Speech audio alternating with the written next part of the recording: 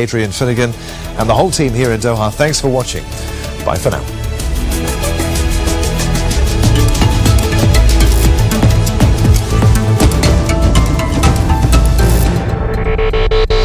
The Secretary General reiterates his call for a peaceful, timely and orderly transfer of power in full respect of the will of the Gambian people as expressed in the presidential election. Today, Gambia on edge. Will this autocratic leader accept democratic defeat from this new one? I'm Femi Oke, and you're in the stream.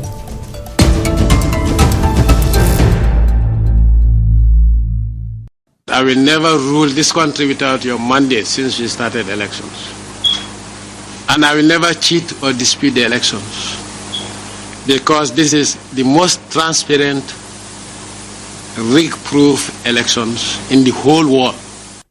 Gambia was poised for its first democratic transition in decades when President Yahya Jammeh conceded the national elections he lost earlier this month. Gambians who opposed his rule took to the streets in celebration. We are happy and we know that we are going to rule the Gambia what they expected from us. We have democracy, new developments, everybody will be free movement, free, anything free, everything free. And we expect so many international people to come, or the Gambian who are in exile, so that they can come and develop in their own country. But just 1 week later, Jammeh changed his mind. I hereby announce to you Gambians my total rejection of the electoral results and thereby annulling the elections in its entirety. We will go back to the polls because I want to make sure that every Gambian has voted. Jammeh has contested the vote in court and sent soldiers to raid Gambia's electoral commission. The winning candidate, Adama Barrow, has urged him to stand down. The outgoing president has no constitutional authority to reject the result of the election and order for fresh election to be held. I urge him to change his current position and accept the verdict of the people in good faith for the sake of the Gambia, our homeland. Even before losing to Barrow, Jammeh cracked down on his supporters. Dozens of activists were arrested after mass protests erupted in April, and at least 2 of them died in custody. Human rights groups have accused Jammeh of using repression to maintain the power he seized in a coup 22 years ago. Here to discuss the current crisis in Gambia, Dennis Ferretia. He's an Africa analyst and commentator. Fatou Camara is a journalist and former press secretary to Gambian President Jammeh. Sharif Bojang Jr. is a journalist with West Africa Democracy Radio, and Samsudin Sarr is Gambia's Deputy Ambassador to the United Nations. Welcome, everybody. Let me show you something here online. This is Suffragette. I'm confused. Hasn't he already conceded? He just wants a way out. Truth is, Gambians have had enough, and he needs to step down. That can confuse you, Samsudin. Are you also confused, or can you enlighten us as to why a president would concede and then change his mind? That's the number one question I was expecting, and in fact, I think that's going to be the focal issue here, and that is what is missing in the narrative of why he changed his mind. Because something happened on the 2nd of December, when the election results were read.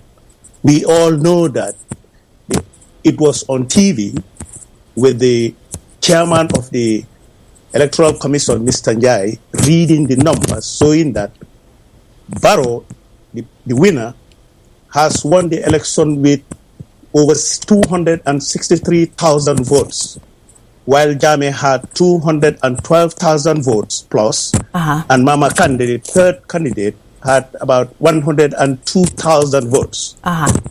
So you're basically saying, Samsudin, that the president conceded on the election commission, saying, "Okay, you have lost. Here are the numbers," and then they made a mistake. He conceded. It was all accepted 3 days after. Yeah, he did not come to the TV as such. He shadily, in a sneaky way, called back representatives of the parties at his office and gave them letters saying that there were mistakes in the counting, and instead of the difference, which was 51,000 votes that Barrow had won him with, it had reduced to something like 18,000. Numbers changed from 263,000 for Barrow to about 227,000. And the margin narrowed to about 18,000. Come on. Let me just bring that to everybody else's attention. Okay, so Sharif, the margin of the win narrowed dramatically, and you say what? Well, I don't think this is an excuse that will especially warrant for a fresh election. I mean, the IEC admitted that there was a problem with collation with the counting, not the voting process, and they rectified that immediately. As soon as they are aware of that, they rectified that. It affected Barrow, it affected Jammeh as well as Mama Kande. So I don't see this noise about, the margins where, the margins have changed and things like that. I think the problem with, Jammeh, and I would say Sam to you too, is that you guys think that the clock started ticking the day Jammeh lost the election, but this is not the case. We have had problems before in like Jammeh, the script, the image and the statement of Jammeh that we had in front of us at the beginning, saying that he wanted to make sure that every Gambian had voted. Remember that if we take a quick trip down memory lane, Sam, in 2006, over 300,000 people didn't vote. Voters almost didn't vote. In 2011, over 100,000 people didn't vote. Where was Jammeh? Jammeh won in both elections. Some people like you went out to the street to celebrate, to jubilate. He was a good man. He was voted by his people. Now that he lost the election that he organized, he single-handedly, some international observers not allowed in or they stayed away. You won this election. You are the referee. You are there by yourself. The only party that was represented in all the single polling stations in the country. You lost the election. Now you come here and cry and foul to sell that agenda to the people. I think it's so embarrassing and it's ridiculous.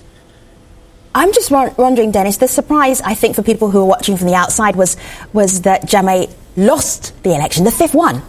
He won 5 elections in a row. He's been leader for 22 years. How do you lose a 5th election? What happened? Well, I think Jammeh suffered from the problems that a lot of dictators, especially African dictators, have. One is they believe too much in their popularity.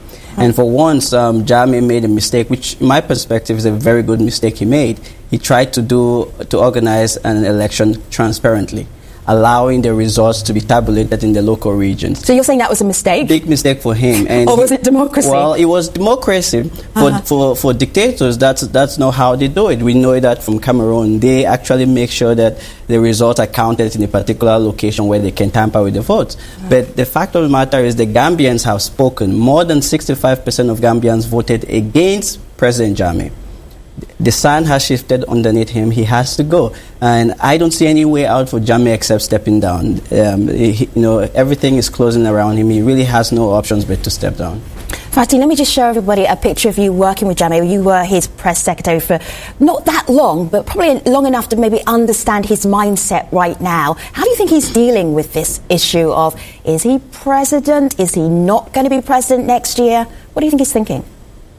Well, I think this is very, very shocking for Jammeh, because this is a guy who believes that everybody in the Gambia loves him.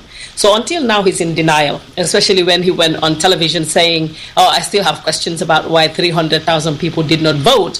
What he missed there is that people like us, we all have our voters card, but he exiled us. So I think if you ask me, I would say right now, the man is in denial. And it has always been like this. The Gambian people, since many years ago, started to lose confidence in Jammeh. But like Dennis said, he because of the elections, the way that the elections were held, we all know he's been rigging elections. But when he came out with discounting on the spot, the truth came out. Let me show you something here. A visit by West African leaders to get Gambia's defeated president to step down did not go quite as planned. Yes, Sam, let me just show you this picture here, because it was pretty impressive. The heads of state from many countries across the ECOWAS region. And then let me show you here, PRT says this was a failure in tour de force neighbourhood diplomacy. What's the diplomacy that's going on behind the scenes, Sam?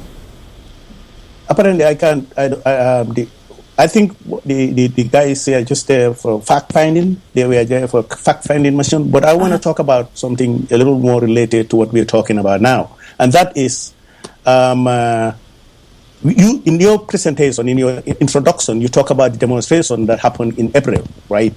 And the April demonstration came out of efforts being made in 2014 by people in the diaspora here who have been, in the past 2-3 years, aggressively trying to undermine the stability of the country. They bought almost $240,000 worth of weapons and sent mercenaries into the Gambia to attack the country because they said the elections we are here. Sam, you cannot hold those funds can never be free and fair in the country. That was it. They say the Electoral Commission belongs to Jammeh. He owns it. No, Sam, if I can just come in there. So they attacked the country.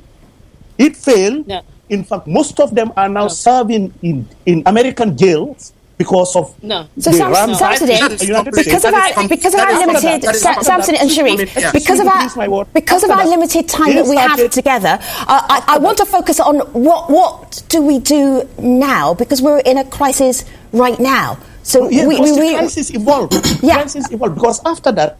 But Samson, I'm not going to walk through every moment since April. I'm going to bring us up to date right now. Fatu, what do you want to add? Sam, let me come. I understand that, Fatu, but we only have so much time. What happened in April? Everybody was saying that, in fact, So what's going to happen now? All right, Fatu, come into the conversation. Sam, hold tight for a moment. Sam, hold tight for a moment. I hear you. Fatu, go ahead. I think he's mixing a whole lot of things that are definitely not related. And let's talk about now. What happened is Gambians cannot wait for this dictator to go because we have suffered enough.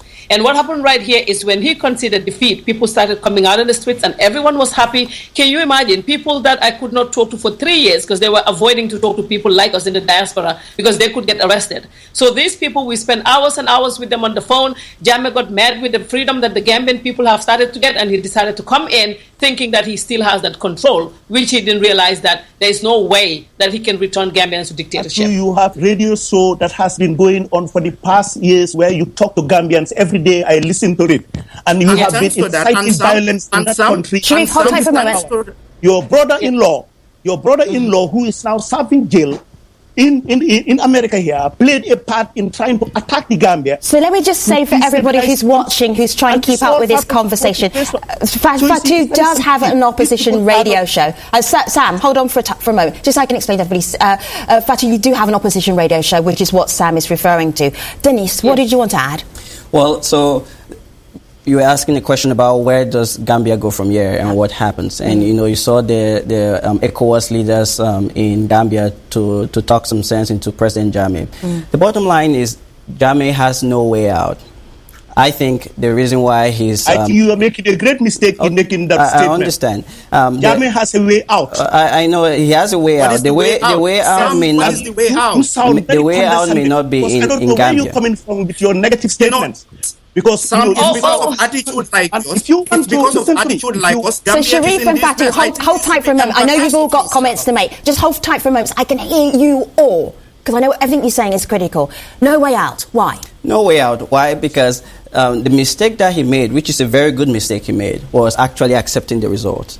When you accept the result, you actually give the Gambians a voice, and the Gambians have found a voice. There is no way he's going to can that voice. The Gambians will not accept. If you look at it, the civil society in Gambia has stood up. A lot of folks, people in the universities are standing up against Jammeh.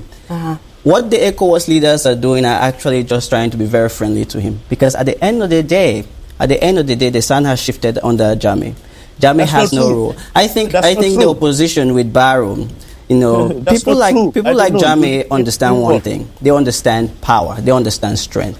I was very, very pleased when Barrow made a statement today, offered an olive branch to the president, saying, you know what, I will not prosecute President Jammeh. President Jammeh can stay in the country if he chooses to. The former president lives in the country. I will not prosecute him. But at the same time, I would come January 18, if he does not step down in power, I would be president. And that, Femi, is what is going to make a difference. And I think, to go one step further, President-elect Barrow and his team need to actually show Jammeh that they are serious for business. And that means they have to do a couple of things, in my opinion. They have to start nominating their cabinet. They have to do things like actually start nominating folks who are going to be representing so them they need abroad. to get